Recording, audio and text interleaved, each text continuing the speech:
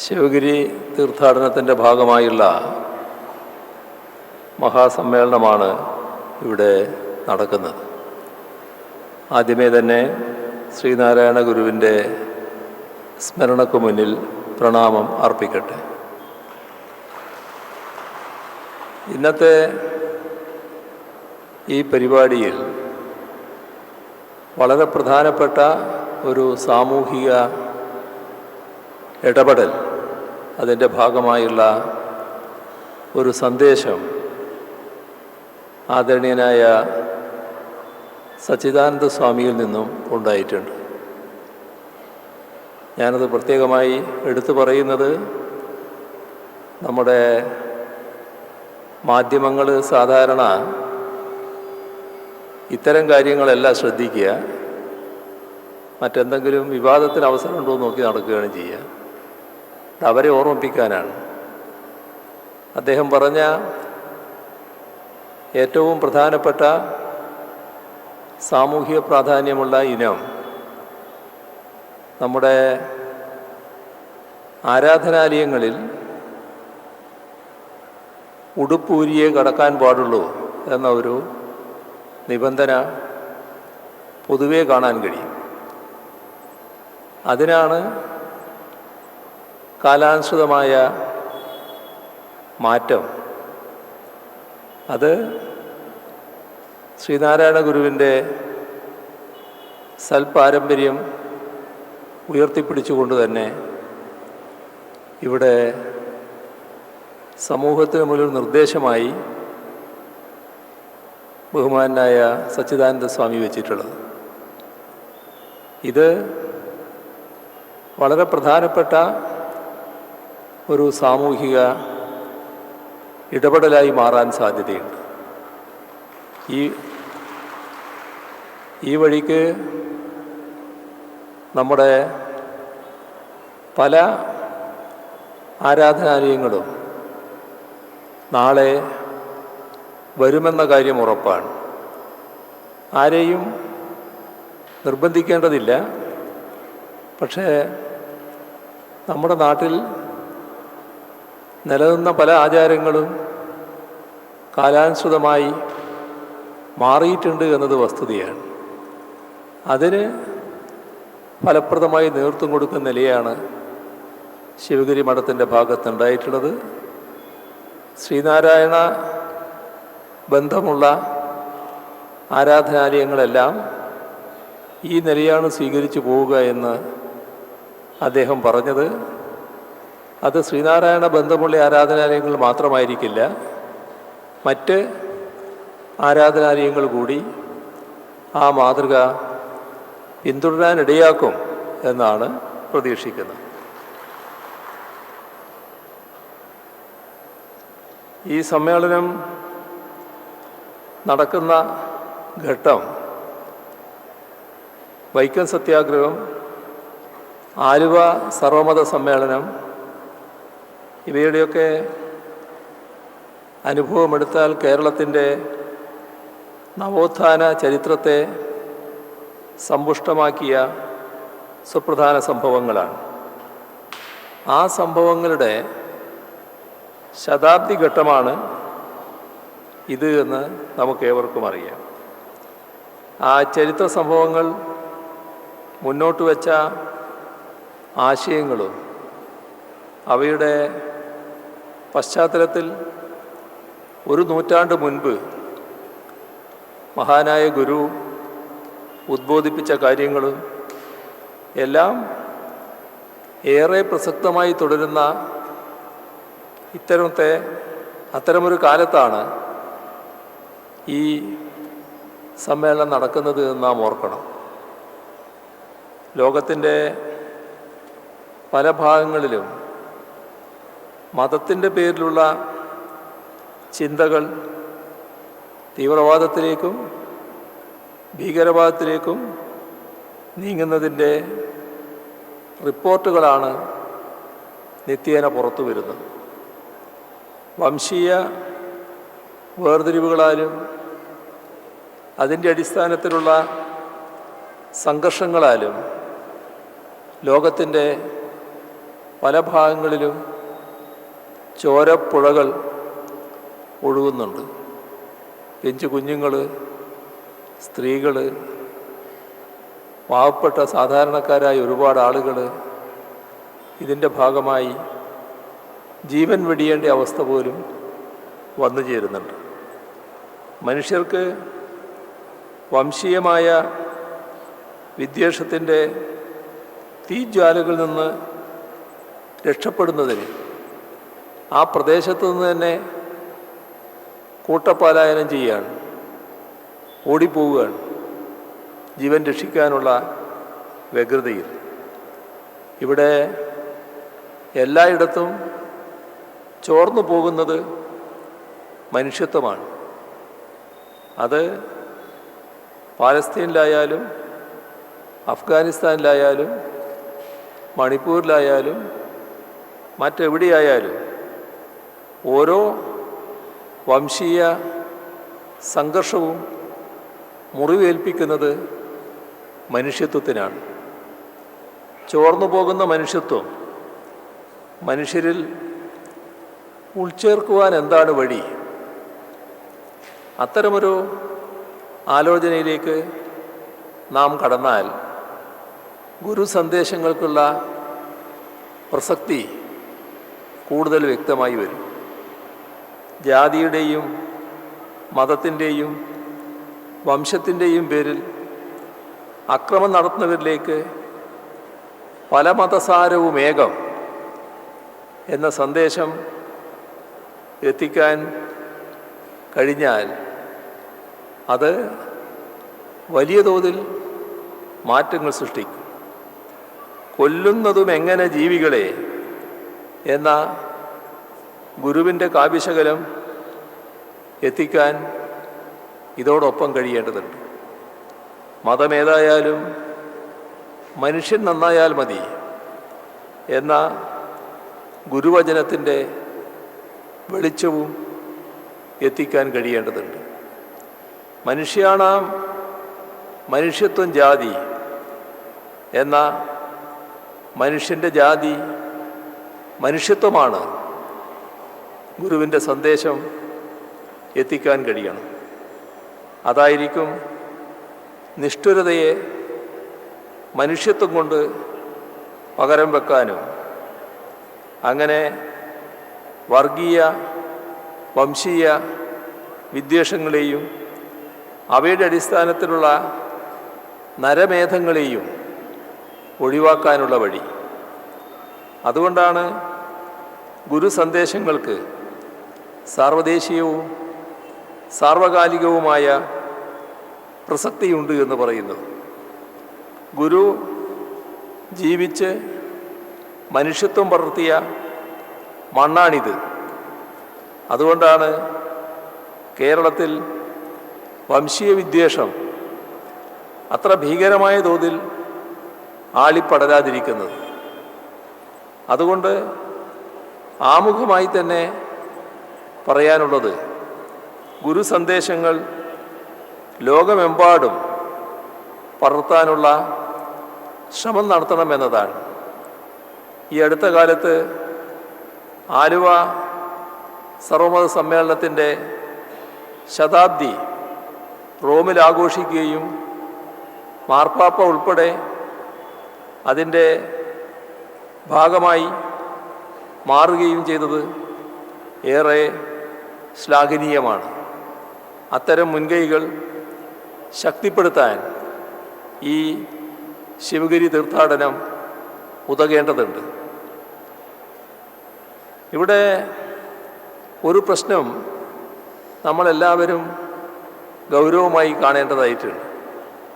അത് സനാതനധർമ്മത്തിൻ്റെ വക്താവും പ്രയോക്താവുമായി ശ്രീനാരായണ ഗുരുവിനെ സ്ഥാപിക്കാനുള്ള സംഘടിതമായ ശ്രമം നടക്കുന്നുണ്ട്.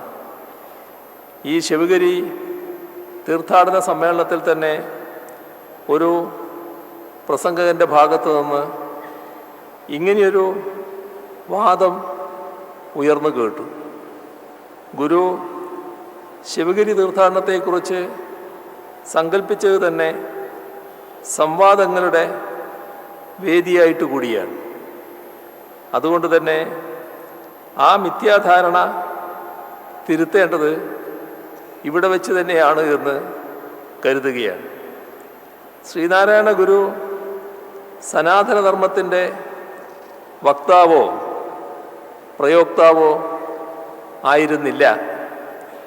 മറിച്ച് ആ ധർമ്മത്തെ ഉടച്ചുവാർത്ത് പുതിയ കാലത്തിനായുള്ള ഒരു നവയുഗ ധർമ്മത്തെ വിളംബരം ചെയ്ത സന്യാസി വര്യനായിരുന്നു. സനാതനധർമ്മം എന്നതുകൊണ്ട് വിവക്ഷിക്കുന്നത് എന്താണ്? അത് വർണ്ണാശ്രമധർമ്മമല്ലാതെ മറ്റൊന്നുമല്ല. ആ വർണ്ണാശ്രമധർമ്മത്തെ വെല്ലുവിളിച്ചുകൊണ്ടും മറികടന്നുകൊണ്ടും കാലത്തിനൊത്തു നിൽക്കുന്നതാണ് ഗുരുവിൻ്റെ നവയുഗ മാനവിക ധർമ്മം. മതങ്ങൾ നിർവചിച്ചു വെച്ചതേയല്ല ഗുരുവിൻ്റെ ഈ നവയുഗധർമ്മം. മതമേതായാലും മനുഷ്യൻ നന്നായാൽ മതി എന്ന് അതുവരെ ഏതെങ്കിലും മതം പറഞ്ഞിരുന്നോ? ഇല്ല. സർവമതങ്ങളുടെയും സാരം ഏകമാണ് എന്ന് അതുവരെ ഏതെങ്കിലും മതം പറഞ്ഞിരുന്നോ? ഇല്ല. അപ്പോൾ വ്യക്തമാവുന്നത് എന്താണ്? മതാതീതമായ മാനുഷികത്തിൻ്റെ സത്തയെ ഉൾക്കൊള്ളുന്ന മനുഷ്യത്വപരമായ വിശ്വദർശനമാണ് ഗുരു ഉയർത്തിപ്പിടിച്ചത് എന്നതാണ്. അതിനെ സനാതന തത്വത്തിൻ്റെ ചട്ടക്കൂടിനുള്ളിലാക്കാൻ നിന്നാൽ അത് ഗുരുവിനോട് ചെയ്യുന്ന വലിയ നിന്ദയാവും. സനാതനധർമ്മത്തിൻ്റെ പര്യായമോ അവിഭാജ്യ ഘടകമോ ആണ് വർണ്ണാശ്രമധർമ്മം. ചാതുർവർണ്ണ്യപ്രകാരമുള്ള വർണ്ണാശ്രമധർമ്മം അത് ഉയർത്തിപ്പിടിച്ചത് എന്താണ്? കുലത്തൊഴിലിനെയാണ്. ശ്രീനാരായണ ഗുരു ചെയ്തതോ കുലത്തൊഴിലിനെ ധിക്കരിക്കാൻ ആഹ്വാനം ചെയ്തതാണ്. അപ്പോൾ എങ്ങനെയാണ് ഗുരു സനാതനധർമ്മത്തിൻ്റെ വക്താവാകുക? ചാതുർവർണ്ണ വ്യവസ്ഥ ഉടനീളം ചോദ്യം ചെയ്യുന്നതും ധിക്കരിക്കുന്നതുമായിരുന്നു ഗുരുവിൻ്റെ സന്യാസ ജീവിതം. ഒരു ജാതി, ഒരു മതം, ഒരു ദൈവം മനുഷ്യന് എന്നുദ്ഘോഷിച്ച ഗുരു എങ്ങനെ ഒരു മതത്തിൻ്റെ പരിമിതിക്കുള്ളിൽ രൂപപ്പെട്ടു വന്ന സനാതനധർമ്മത്തിൻ്റെ വക്താവാകും? വർണ്ണവ്യവസ്ഥയ്ക്കെതിരായ ധർമ്മമാണ് ഗുരു ഉയർത്തിപ്പിടിച്ചത്. സനാതനധർമ്മത്തെ അനുസരിക്കുന്നതും സംശയത്തോടെ കാണുന്നതും വെല്ലുവിളിച്ച് ധിക്കരിക്കുന്നതുമായ 3 ധാരകൾ ഇന്ത്യയിൽ ഉണ്ടായിട്ടുണ്ട്. ഇതിലെ 3ാമത്തെ ധാരയുടെ പ്രതിനിധിയാണ് ഗുരു. ഗോത്രവ്യവസ്ഥ പിൻവാങ്ങി വർണ്ണവ്യവസ്ഥ വരുന്ന കാലമാറ്റത്തിൻ്റെ ഘട്ടത്തിലുണ്ടായ സാംസ്കാരിക ഉൽപ്പന്നമാണ് മഹാഭാരതം. അതുപോലും എന്താണ് ധർമ്മമെന്ന ചോദ്യത്തിന് കൃത്യമായ ഉത്തരം പറയാതെ സംശയത്തിൻ്റെ ചോദ്യചിഹ്നമുയർത്തി പിൻവാങ്ങുന്നതേയുള്ളൂ. ധർമ്മയുദ്ധം നടത്തി എന്ന് പറയുന്ന ധർമ്മപുത്രർ ഉടലോടെ സ്വർഗത്തിൽ ചെന്നു. അപ്പോൾ അതുവരെ അധർമ്മത്തിൻ്റെ യുദ്ധം നടത്തിയെന്ന് ആരോപിക്കപ്പെട്ട ദുര്യോധനെ അവിടെ കാണുന്നു. സ്വർഗത്തിൽ പോകാനുള്ള നന്മ കൗരവർ ചെയ്തതായി സൂചിപ്പിക്കുന്നിടത്ത് ധർമ്മത്തെക്കുറിച്ച് മഹാഭാരതം തന്നെ സന്ദേഹമല്ലേ ഉണർത്തുന്നത്? ആ സന്ദേഹം പിന്നെ ചോദ്യം ചെയ്യലായി വളർന്നു. ആ ചോദ്യം ചെയ്യൽ ഏറ്റവും ശക്തമായി നടത്തിയത് നമ്മുടെ ഗുരുവാണ് എന്നതാണ് സത്യം. സനാതനധർമ്മത്തിൻ്റെ രാഷ്ട്രം എന്ന് പ്രഖ്യാപിച്ചുകൊണ്ടാണ് മാർത്താണ്ഡവർമ്മ പല പരിഷ്കാരങ്ങളും തിരുവിതാംകൂറിൽ വരുത്തിയത്. ഇന്നും ഇടക്കിടക്ക് ഇന്ത്യൻ രാഷ്ട്രീയത്തിൽ മുഴങ്ങിക്കേൾക്കുന്ന വാക്കാണ് സനാതന ഹിന്ദുത്വം. രാജാധിപത്യത്തിനും വർഗീയാധിപത്യത്തിനും ഒരുപോലെ പ്രിയപ്പെട്ടതാകുന്നു ഈ വാക്ക് എന്നത് ശ്രദ്ധിക്കണം.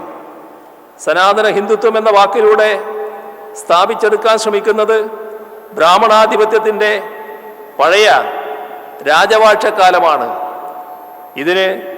ഇതിൽ പരം എന്ത് തെളിവാണ് വേണ്ടത്?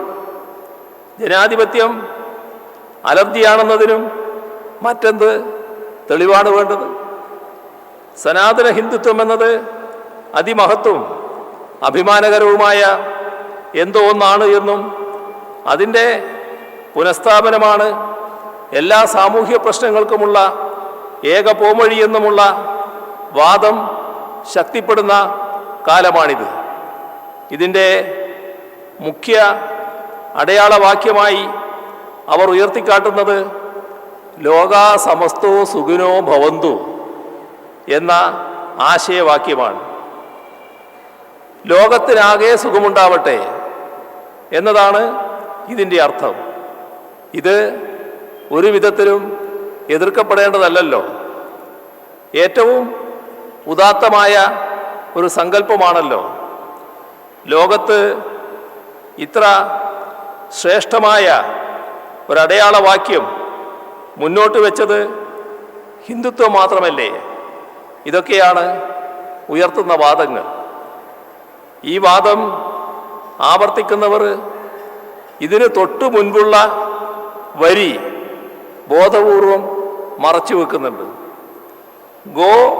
ഗോ ബ്രാഹ്മണേഭ്യോ ശുഭമസ്തു നിത്യം.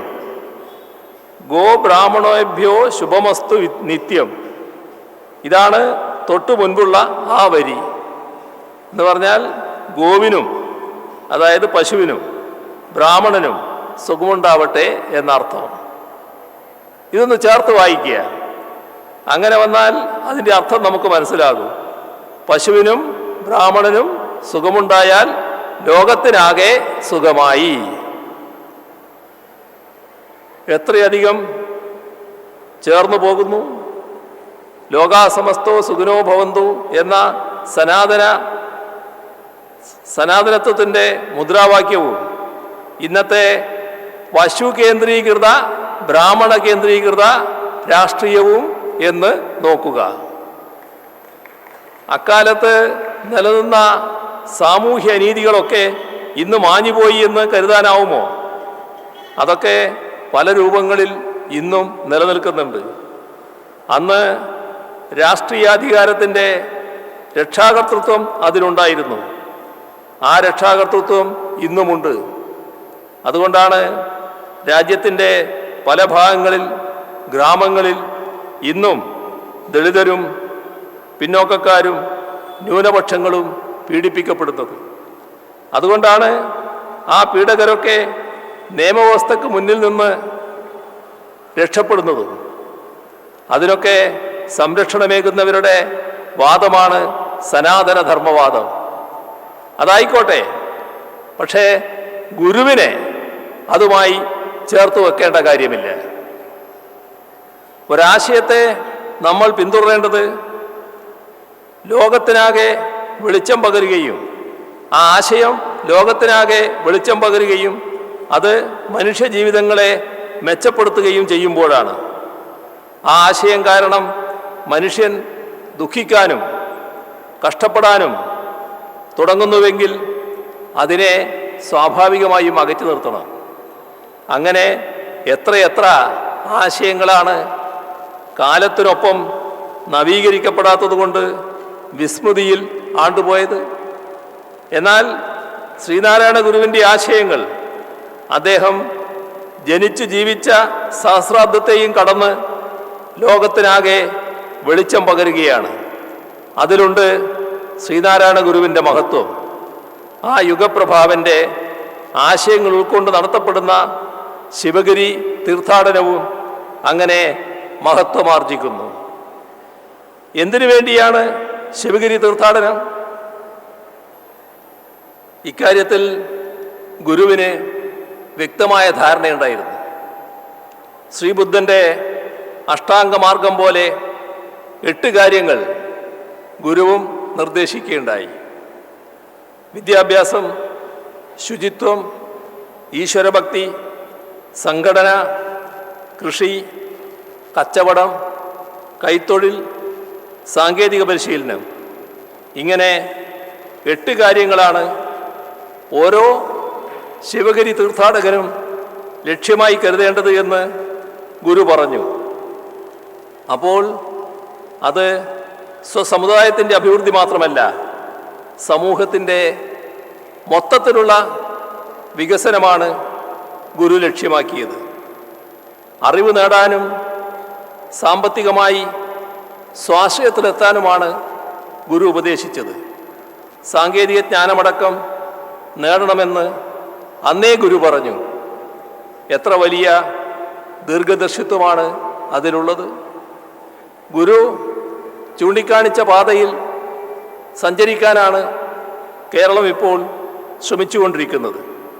നമ്മുടെ വിദ്യാഭ്യാസ മേഖലയെ ലോകോത്തര നിലവാരത്തിലേക്ക് ഉയർത്താനുള്ള ശ്രമമാണ് നടക്കുന്നത്. അതോടൊപ്പം കാർഷിക രംഗം സ്വയം പര്യാപ്തതയിലേക്ക് നയിക്കാവുന്ന മേഖലകളെല്ലാം ആ രീതിയിലേക്ക് ഉയർത്താനുള്ള ശ്രമം നടക്കുന്നു. നാളെ മുതൽ മാലിന്യ നിർമ്മാർജ്ജനവുമായി ബന്ധപ്പെട്ടുള്ള വലിയ തോതിലുള്ളൊരു ക്യാമ്പയിൻ നാടാകെ ഏറ്റെടുക്കുകയാണ്. മഹാനായ ഗുരു ശുചിത്വത്തിന് ഏറ്റവും അധികം പ്രാധാന്യമാണ് കൽപ്പിച്ചത്. വിദ്യാഭ്യാസവും വ്യവസായവും തമ്മിലുള്ള ജൈവികമായ ബന്ധം രൂപപ്പെടുത്തി നാം മുന്നോട്ട് പോകാൻ ശ്രമിക്കുകയാണ്. അങ്ങനെ ഗുരു തെളിച്ച പാതയിലൂടെ മുന്നേറാനാണ് കേരളം ശ്രമിക്കുന്നത് എന്ന് കാണാൻ നമുക്ക് കഴിയും. മനുഷ്യത്വത്തിൻ്റെ മഹത്തായ സന്ദേശം ലോകത്താകെ പടർത്തിയ തീർത്ഥാടന കേന്ദ്രമാണ് ശിവഗിരി. കാലത്തിൻ്റെയും ലോകത്തിൻ്റെയും മനുഷ്യ മനസ്സുകളുടെയും ഇരുളടഞ്ഞ കോണുകളിലേക്കാണ് വെളിച്ചം ശിവഗിരിയിൽ നിന്ന് പടർന്നു കയറിയത്. ആ വെളിച്ചം കാലത്തെ മാറ്റിയെടുത്തു, ലോകത്തെ മാറ്റിയെടുത്തു, മനുഷ്യ മനസ്സുകളെയും മാറ്റിയെടുത്തു.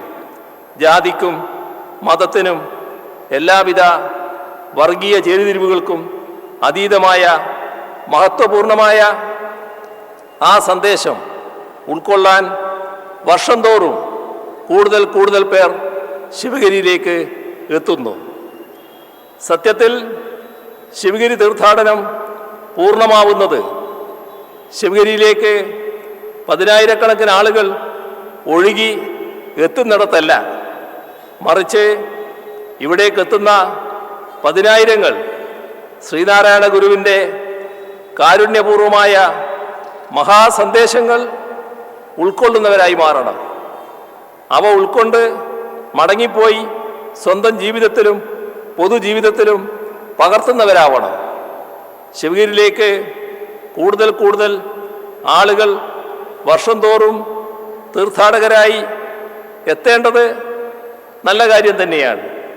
ഇത് അതോടൊപ്പം ശ്രീനാരായണ ഗുരുവിൻ്റെ മഹാസന്ദേശം അതിൻ്റെ പൂർണ്ണമായ അർത്ഥത്തിൽ അവരെ ആകെ ഉൾക്കൊള്ളിക്കാനുള്ള തീവ്രമായ ശ്രമവും ഇതോടൊപ്പം നടക്കേണ്ടതായിട്ടുണ്ട്.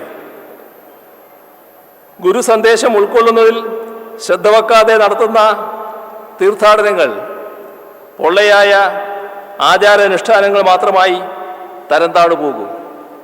അന്ധമായ ആചാരാനുഷ്ഠാനങ്ങൾക്കെതിരെയായിരുന്നു ഗുരു എന്നും പ്രവർത്തിച്ചു പോന്നിരുന്നത്. അത്തരമൊരു പശ്ചാത്തലത്തിൽ പൊള്ളയായ ആചാരം ഗുരു നിന്ദയായി മാറും. അതുണ്ടാവാതിരിക്കാനാണ് ഗുരുവിൻ്റെ മഹത്വമാർന്ന സന്ദേശങ്ങൾ പൂർണ്ണമായും ഉൾക്കൊള്ളുന്നവരാവണം ഓരോ തീർത്ഥാടകനും ആ തീർത്ഥാടകരുടെ യാത്രയും എന്ന് ഉറപ്പുവരുത്തൽ. ഇവിടെയാണ് എന്തായിരുന്നു യഥാർത്ഥ ഗുരു സന്ദേശം എന്നത് പരിശോധിക്കേണ്ടത്. അവിടെ നാം കാണാൻ കഴിയുക മനുഷ്യസ്നേഹമായിരുന്നു ഗുരുവിൻ്റെ സന്ദേശം.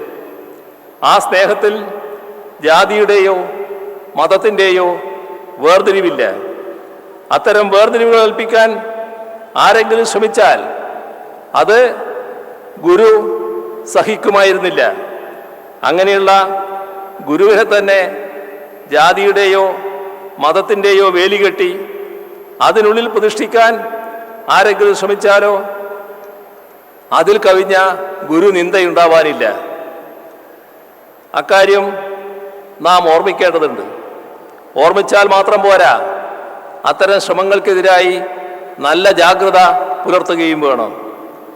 ആ ജാഗ്രതയുണ്ടായില്ലെങ്കിൽ ഗുരു എന്തിനൊക്കെ വേണ്ടി നിലക്കൊണ്ടോ അതിനൊക്കെ എതിരായ പക്ഷത്തേക്ക് ഗുരുവിനെ തട്ടിയെടുത്ത് കൊണ്ടുപോയി പുനഃപ്രതിഷ്ഠിക്കാനുള്ള ശ്രമങ്ങളുണ്ടാവും.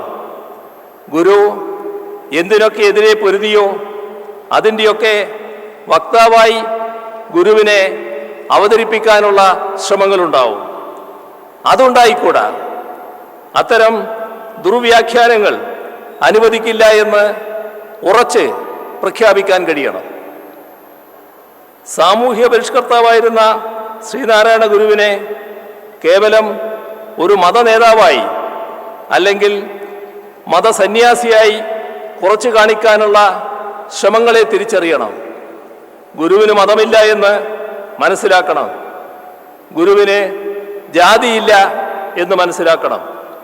ലോകത്ത് മനുഷ്യരായി പിറന്ന മുഴുവൻ ആളുകൾക്കും എല്ലാ കാലവും ഗുരുവായിരിക്കേണ്ട ഒരു മഹാവ്യക്തിത്വത്തെ നമ്മുടെ പരിമിതമായ കാഴ്ചവട്ടത്തിനുള്ളിലെ ഒരു ജാതിയിലോ മതത്തിലോ ആയി തളച്ചിടുന്നത് ശരിയാണോ എന്ന് ചിന്തിക്കണം. ഗുരുവിൻ്റെ ജാതി എന്താണ് എന്ന് ഒരാൾ ഒരിക്കൽ ഗുരുവിനോട് തന്നെ ചോദിക്കുകയുണ്ടായി. അതിന് ഗുരു കൃത്യമായി മറുപടി പറഞ്ഞു. ചരിത്രം കൃത്യമായി അത് രേഖപ്പെടുത്തിയിട്ടുണ്ട്. ഗുരുവിൻ്റെ വാചകം അതേ രീതിയിൽ ഞാൻ ഉദ്ധരിക്കുകയാണ്. നാം ജാതിഭേദം വിട്ടിട്ട് ഇപ്പോൾ ഏതാനും വത്സരങ്ങൾ കഴിഞ്ഞിരിക്കുന്നു. എന്നിട്ടും ചില പ്രത്യേക വിഭാഗക്കാർ നമ്മെ അവരുടെ വിഭാഗത്തിൽപ്പെട്ടവനായി വിചാരിക്കുന്നു. അക്കാരണത്താൽ പലർക്കും നമ്മുടെ വാസ്തവത്തിന് വിരുദ്ധമായ ധാരണക്കിടവന്നിട്ടുണ്ടെന്നും അറിയുന്നു. നാം ഒരു പ്രത്യേക ജാതിയിലോ മതത്തിലോ ഉൾപ്പെടുന്നില്ല. ഈ വസ്തുത പൊതുജനങ്ങളുടെ അറിവിലേക്കായി പ്രസിദ്ധം ചെയ്തിരിക്കുന്നു. ഇതാണ് ഗുരുവിൻ്റേതായി ചരിത്രം അടയാളപ്പെടുത്തിയിട്ടുള്ള വാക്കുകൾ. ഒരു സംശയത്തിനും ആ വാക്കുകൾ പഴുതു നൽകുന്നില്ല. എന്നിട്ടും ഗുരു മതാചാര്യനാണെന്ന് പറഞ്ഞാലോ? ഇക്കാര്യങ്ങളിൽ അന്തിമമായി ഗുരുവിൻ്റെ സ്വന്തം വാക്കുകളുണ്ടല്ലോ. അപ്പോൾ വ്യാഖ്യാനിക്കാൻ വ്യാഖ്യാതാക്കളായി നടിച്ച് ആരും പുതിയ ഭാഷ്യവുമായി ഇറങ്ങേണ്ടതില്ല എന്നാണ് പറയാനുള്ളത്. സർവമത സമ്മേളനത്തെക്കുറിച്ച് നേരത്തെ സൂചിപ്പിച്ചല്ലോ. വാദിക്കാനും ജയിക്കാനുമല്ല, അറിയാനും അറിയിക്കുവാനാണ് ഈ സമ്മേളനം എന്ന് സമ്മേളന പന്തലിൽ എഴുതി വെച്ചു. എന്താണ് അതിനർത്ഥം? മതങ്ങൾ തമ്മിൽ കലഹിക്കരുത്, വാദിച്ച് കലഹിക്കരുത് എന്നത് തന്നെ. പല മതസാരവും ഏകം എന്ന് പഠിപ്പിച്ച ഗുരു ഇങ്ങനെ ചെയ്തില്ലെങ്കിലല്ലേ അത്ഭുതപ്പെടേണ്ടതുള്ളൂ. അങ്ങനെയുള്ള ഗുരുവിൻ്റെ സ്മൃതി തുടിച്ചു നിൽക്കുന്ന പവിത്രമായ സ്ഥലമാണ് ശിവഗിരി. ആ ശിവഗിരി എന്നും എല്ലാവർക്കും അവകാശപ്പെട്ടതായി തന്നെ തുടരണം. ജാതിഭേദം മതദ്വേഷം ഏതുമില്ലാതെ സർവരും സോദരത്വേന വാഴുന്ന മാതൃകാസ്ഥാനം എന്നതായിരുന്നല്ലോ ഗുരുവിൻ്റെ സങ്കല്പം. അരുവിപ്പുറമായാലും ചെമ്പഴന്തിയായാലും ശിവഗിരിയായാലും ഗുരുവുമായി ബന്ധപ്പെട്ട ഏത് സ്ഥാനവും സ്ഥാപനവും എല്ലാവർക്കുമായി എന്നും തുറന്നിരിക്കണം. ആ ആശയത്തിൻ്റെ അനുരണനങ്ങൾ കേരളത്തിൻ്റെ മുക്കിലും മൂലയിലും ഉണ്ടാകണം. ലോകമാകെ ശ്രദ്ധിക്കുന്ന മാതൃകാസ്ഥാനമായി ഈ നാട് തന്നെ മാറിത്തീരണം.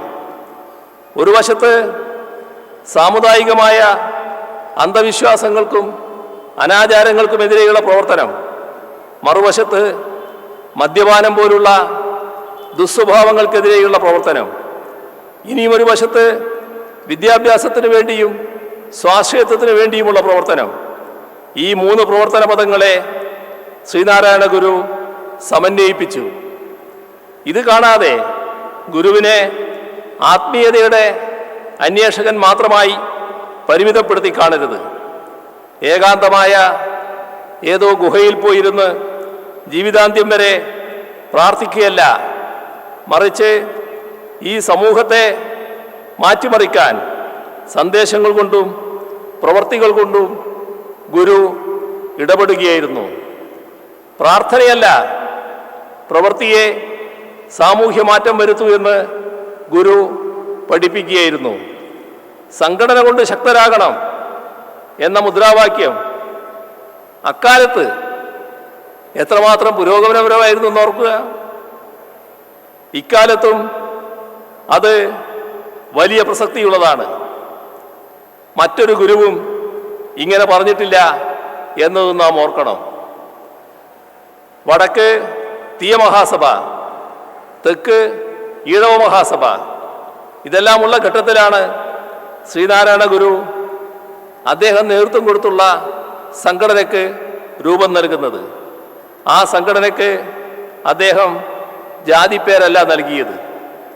അവകാശങ്ങൾക്ക് വേണ്ടി സംഘടിക്കണമെന്നല്ലാതെ മറ്റു വിഭാഗങ്ങൾക്കെതിരെ സംഘടിക്കണമെന്നല്ല അദ്ദേഹം പറഞ്ഞിട്ടുള്ളത് എന്നതും നാം മനസ്സിലെപ്പോഴും സൂക്ഷിക്കേണ്ടതാണ്.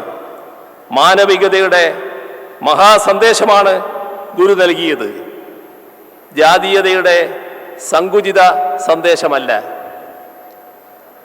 അയിത്തത്തിൻ്റെ രൂക്ഷതയ്ക്കെതിരായി ഗാന്ധിജി തൻ്റെ ഹരിജൻ എന്ന പ്രസിദ്ധീകരണത്തിൽ ലേഖനമെഴുതിയതിന് പിന്നിൽ പോലും ശ്രീനാരായണ ചിന്തകളുടെ സ്വാധീനമുണ്ട് എന്ന് നാം കാണേണ്ടതാണ്. കാക്കിനട കോൺഗ്രസ് സമ്മേളനത്തിൽ ഐത്തോച്ചാടന പ്രമേയം വന്നതുപോലും ശ്രീനാരായണ ഗുരുവിൻ്റെ സ്വാധീനം കൊണ്ടാണ്. ആ പ്രമേയം അവതരിപ്പിച്ച PK മാധവന് അതിനുവേണ്ട ഊർജം ലഭിച്ചത് ശ്രീനാരായണ ഗുരുവിൻ്റെ ചിന്തകളിൽ നിന്നാണ്. ജാതിഭേദവും മതദ്വേഷവുമില്ലാത്ത ഒരു കേരളത്തെയാണ് ശ്രീനാരായണ ഗുരു സ്വപ്നം കണ്ടത്. സഹോദരങ്ങളായി എല്ലാവരും പാർക്കുന്ന മാതൃകാസ്ഥാനമായാണ് അദ്ദേഹം നാടിനെ സങ്കല്പിച്ചത്. അത് സാക്ഷാത്കരിക്കാനുള്ള ശ്രമങ്ങളെ ദുർബലപ്പെടുത്താനുള്ള നീക്കം ഒരു ഭാഗത്തു നിന്നും ഉണ്ടായിക്കൂടാ. അങ്ങനെ ഉണ്ടായാൽ അതിനെ ചെറുത്തു തോൽപ്പിക്കും എന്ന ദൃഢപ്രതിജ്ഞയോടെ വേണം ഇവിടെ എത്തുന്ന ഓരോ തീർത്ഥാടകനും മടങ്ങുന്നത്.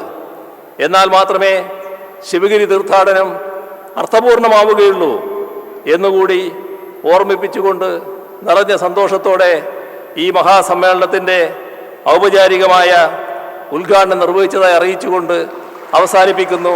നിങ്ങൾക്കെൻ്റെ സ്നേഹാഭിവാദനങ്ങൾ.